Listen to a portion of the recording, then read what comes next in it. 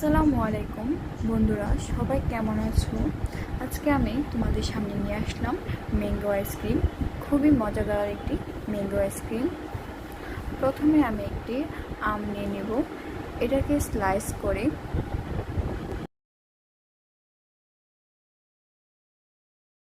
একটি পাত্রে নিয়ে নেব। তারপর এটাকে ব্লেন্ড করে নেব।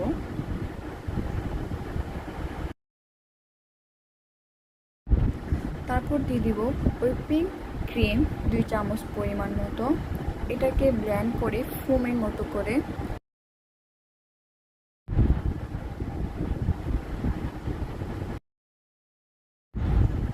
তারপর দিয়ে দিব 1 চামচ পরিমাণ চিনি। আবারও ব্লেন্ড করে নিব।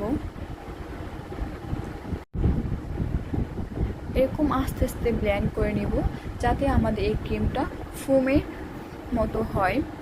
তারপর দিয়ে দিব ফুড কালার।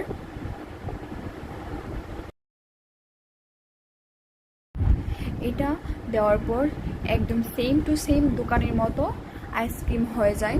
তারপর দিয়ে দিব ব্লেন্ড করা ম্যাঙ্গো।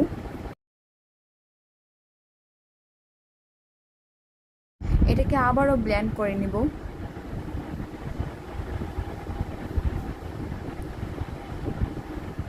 ব্লেন্ড করা হয়ে যাওয়ার পর একটা পাত্রে নিয়ে নিব এই আমাদের ক্রিমটা।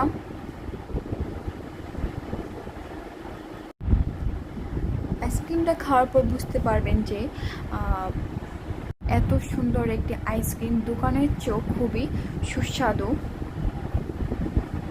তারপর এটার উপরে দিয়ে দিব কয়েক টুকরো আম।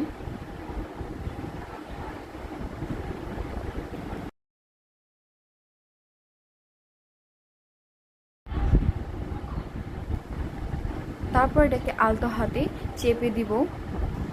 আমার হাতের কাছে বাদাম নেই, আপনাদের যদি বাদাম থাকে অবশ্যই দিবেন, না দিলেও সমস্যা নেই, তবে বাদামটা দিলে খেতে খুব ভালো লাগে। কয়েক তারপর এটাকে সাদা বলি দিয়ে ঢেকে দিব যাতে বরফ না জমে। এটাকে রেখে দেবো ডিপ ফ্রিজে 8 থেকে 12 ঘন্টা।